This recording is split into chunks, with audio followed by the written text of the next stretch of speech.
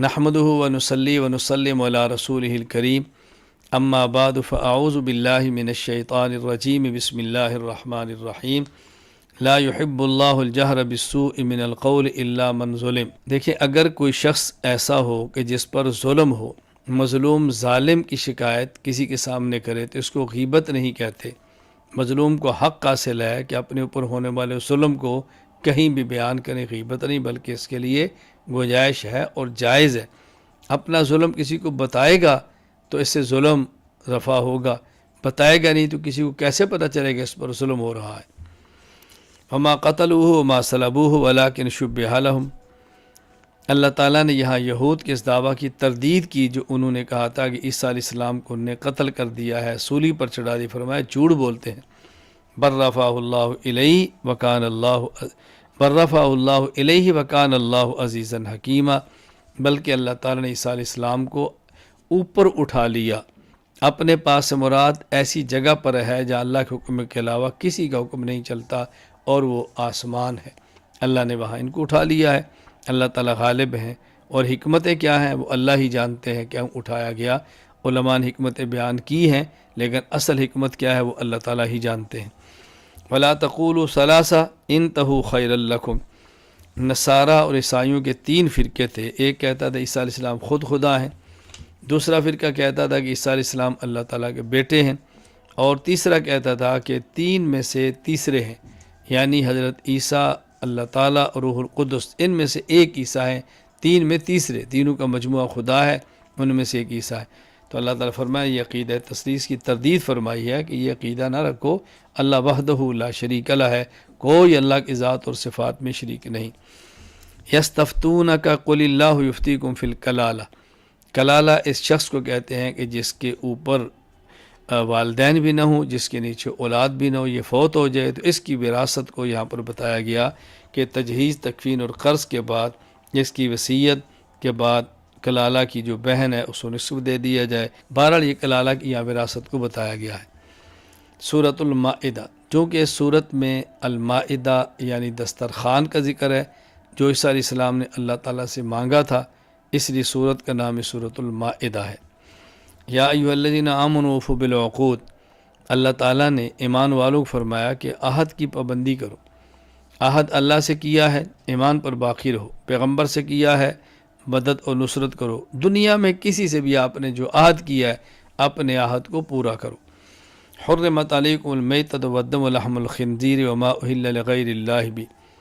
یہاں اللہ تعالیٰ نے ذکر کیا کہ کون کون سے جانور حرام ہیں۔ نمبر 1 مردار، بہنے والا خون حرام، خنزیر حرام، وہ جانور جس پر غیر اللہ کا نام لیا گیا وہ حرام، جو جانور گلا گھونٹ کر ہلاک کیا گیا ہو وہ حرام، جو سخت چوٹ کے ذریعے ہلاک کیا گیا ہو وہ بھی حرام، جو اوپر سے نیچے گرا، لڑکتا ہوا گرا مر گیا وہ بھی حرام، جو کسی ٹکر اور تصادم سے ہلاک ہوگا وہ بھی حرام، جو کسی درندے جانور نے پھاڑ دیا مر گیا وہ بھی حرام۔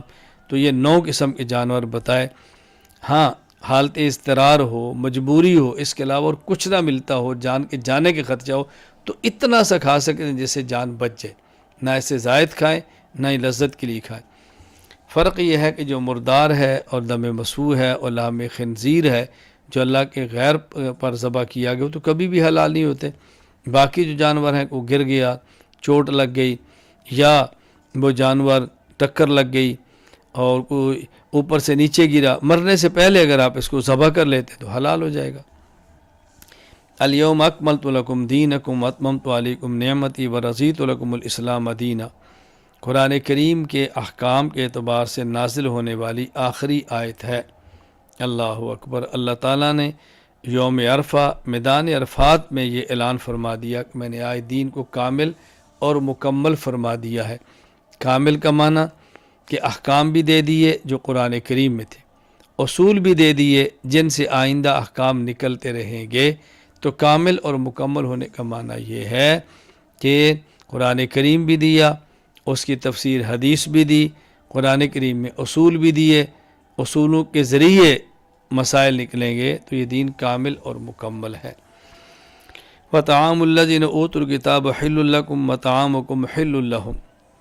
اہل ایمان جو مسلمان ہیں وہ اور اہل کتاب یہود و نصارہ، اہل کتاب سے مراد وہ لوگ ہیں کہ جو کسی ایسی کتاب کے ماننے والے ہوں جو واقعتاً آسمان سے نازل ہوئی ہو، اگرچہ اب اس میں تعریف و تبدیلی ہو، لیکن مانتے اسی کتاب کو ہوں، یہ اہل کتاب ہیں۔ تو مومنین کا اور اہل کتاب کا ذبیحہ یہ حلال ہے، اس کا کھانا جائز ہے۔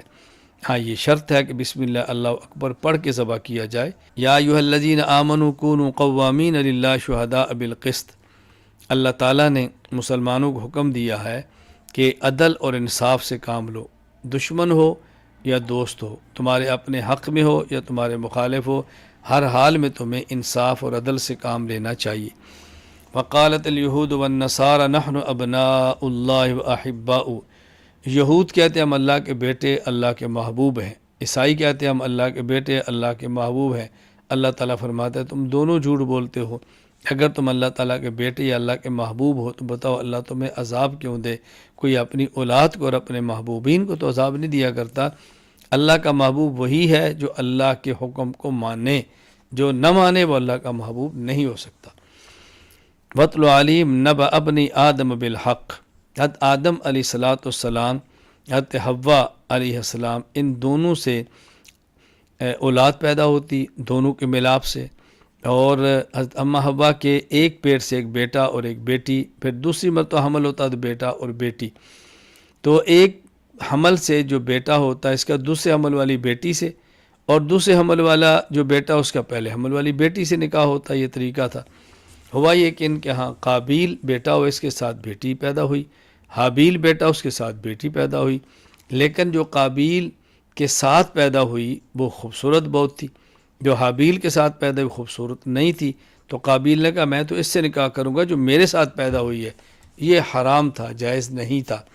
حضرت آدم علیہ السلام نے حجت کو پورا کرنے کے لیے، سمجھانے کے لیے فرمایا تم دونوں قربانی کرو، جس کی قربانی اللہ تعالیٰ قبول فرما رہے وہ کرے۔ قربانی کی، حضرت آدم علیہ السلام کی بات مانی، لیکن قربانی اللہ تعالیٰ نے حابیل کی قبول کی، قابیل کے نہیں قبول ہوئی، تو قابیل نے حابیل کو قتل کر دیا۔ تاریخ انسانی میں یہ پہلا قتل تھا جو قابیل نے کیا، اور پہلا قتل تھا جو عورت ہی کی وجہ سے ہوا۔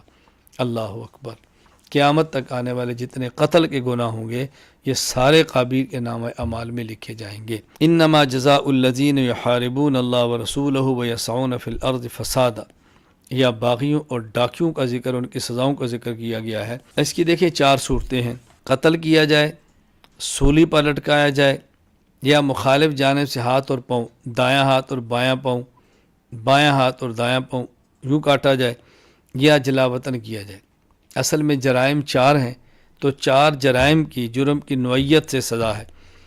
ڈاکو نے دارالاسلام کے کسی مسلمان یا غیر مسلم ذمی کو قتل کیا، مال نہیں لوٹا تو صرف قتل کیا جائے گا، قتل بھی کیا اور مال بھی لوٹا تو سولی پہ لٹکا دیا جائے گا، پیٹ کو پھاڑ دیا جائے گا۔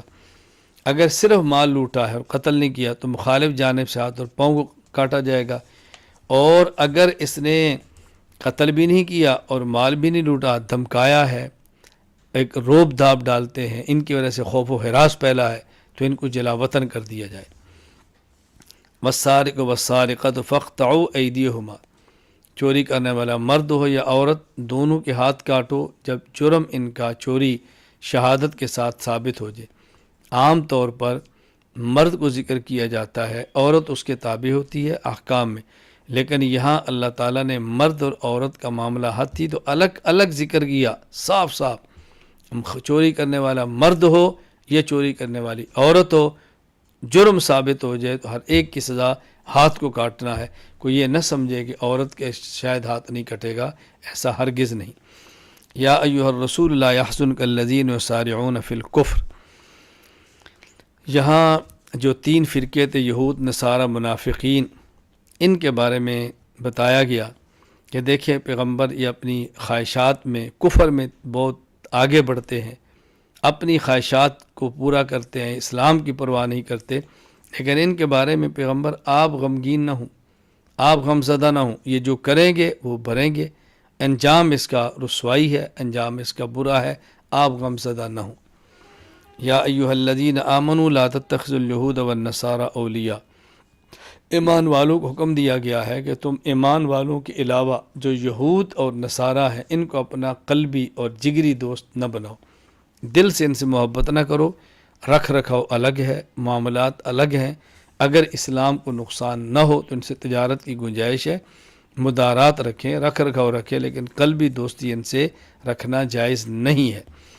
یا ایھا الذین آمنوا من یرتد منکم عن دینہ فسوف یأتی اللہ بقوم یحبہم ویحبونہ، یہاں بتایا کہ ایمان والو، اللہ کا دین تمہارا محتاج نہیں، اگر تم دین کا کام نہیں کرو گے، دین چھوڑ دو گے، اللہ تمہاری جگہ پہ ایک اور قوم کو لائیں گے، اللہ ان سے پیار کرے گا، وہ اللہ سے پیار کریں گے، مومنین آپس میں وہ نرم ہوں گے، کفار کے مقابلے میں سخت ہوں گے، اللہ کے راستے میں جہاد کریں گے، کسی کی ملامت کی پرواہ نہیں کریں گے، اللہ ان کو دین پر کھڑا کر دے گا۔ اللہ کو تمہاری ضرورت اور احتیاج نہیں ہے، تم دین کے کام میں لگے رہو، تمہارا نفع ہے۔ یا ایھا الرسول بلغ ما انزل الیک من ربک، نبی کریم صلی اللہ علیہ وسلم مبلغ ہیں، رسول ہیں، واعظ ہیں، داعی ہیں، پھر بھی اللہ تاکید اپنے پیغمبر کو فرماتے ہیں کہ میرے پیغمبر، آپ کے اوپر جو احکام نازل ہوئے آپ کسی بغیر جھجک اور رکاوٹ کے لوگوں تک پہنچاتے رہیں، کوئی برا مانے یا بھلا مانے، قبول کرے یا نہ کرے، آپ تبلیغ کا فریضہ سر انجام دیتے رہیں۔ لَتَجِدَنَّ أَشَدَّ النَّاسِ عَدَاوَةً لِلَّذِينَ آمَنُوا الْيَهُودَ وَالَّذِينَ أَشْرَكُوا وَلَتَجِدَنَّ أَقْرَبَهُمْ مَوَدَّةً لِلَّذِينَ آمَنُوا الَّذِينَ قَالُوا إِنَّا نَصَارَى۔ یہاں بتایا کہ دیکھو، مشرکین بھی مسلمانوں کے دشمن ہیں، یہود بھی دشمن ہیں اور عیسائی بھی دشمن ہیں، لیکن ان میں وہ طبقہ جس کے دل میں مسلمانوں کے لیے بغض اور کینہ کم ہے وہ عیسائی ہے۔ اس کا معنی یہ نہیں ہے کہ عیسائی ہمارے دوست ہیں، یہ بتایا گیا یہود کے دلوں میں بغض زیادہ ہے، مشرکین کے دلوں میں زیادہ ہے، اور نصارہ بنسبت ان کے نفرت، دشمنی اور کینہ میں نسبتاً کم ہیں، لیکن ہیں وہ بھی تمہارے دشمن۔ اس لیے اپنوں کا خیال کرو، غیروں کی پرواہ نہ کرو، سمجھاؤ، قبول کرتے ہیں ٹھیک، نہیں قبول کرتے تو ان کو ان کے حال پر چھوڑ دو۔ وآخر دعوانا ان الحمد للہ رب العالمین۔